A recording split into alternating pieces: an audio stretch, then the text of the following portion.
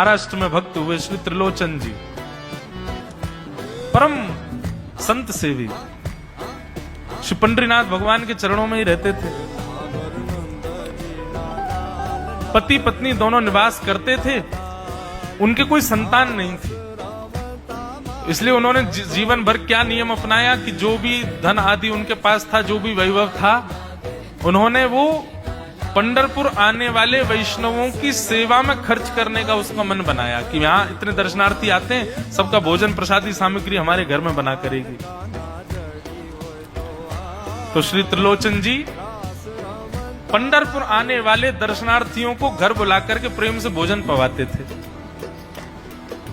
और जितने भी दर्शनार्थी दर्शन करके पंढरपुर से जाते थे, वो अन्य संतों को कह देते, बोले कहां जा रहे हो? बोले पंढरपुर जा रहे हैं। बोले भैया पंढरपुर जा रहे हो तो त्रिलोचन जी के यहाँ जाना, उनके यहाँ भोजन प्रसादी बहुत बढ़िया संतों के अनुकूल बनाते हैं। बड़ी ख्याति हो गई महाराज जी। अब तो जितनी भीड़ पंढरपुर विठल मंदिर में, उतनी भीड़ त्रिलोचन जी के घर के बाहर संतों की, दर्शनार्थियों की, सब प्रसाद पाने के लिए जाते। त्रिलोचन जी और उनकी पत्नी बड़े प्रसन्न कि इतनी संतों की सेवा हम कर पा रहे हैं, ये हमारा सौभाग्य है।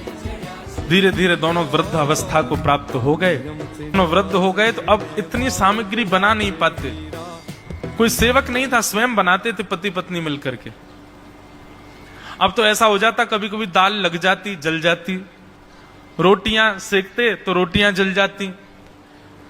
वृद्ध अवस्था, थक भी गए थे बहुत ज्यादा, तो प्रसाद पवाते तो थे, संत जन बेचारे प्रेम से स्वीकार तो करते, पर अब स्वाद नहीं होता था, तो बेचारे जैसा था उसको पाते, थोड़ा बहुत पा करके चले जाते। धीरे धीरे संतों का आगमन अब कम होने लगा। त्रिलोचन जी इस बात से बड़े परेशान हो गए। बोले भैया संत हमारे घर से आना बंद हो गए, हम क्या करें? तो श्री त्रिलोचन जी महाराज ने बाहर एक बड़ा सा कुछ होर्डिंग जैसा लगा दिया, उस पर लिख दिया कि अंदर कोई संत सेवा आदि के लिए एक सेवक की आवश्यकता है। अगर किसी के अंदर सेवा भाव हो तो वो आकर के भीतर संपर्क करे। सेवा, ब्रजवासी सेवा, गौ सेवा, इन सब सेवाओं के प्रकल्प में यदि आप सेवक की कामना करोगे तो कहीं ना कहीं किसी ना किसी रूप में ठाकुर जी आएंगे सेवा के लिए। त्रिलोचन जी ने बाहर लिख दिया कि भाई संत सेवा के लिए सेवक की आवश्यकता है। यदि कोई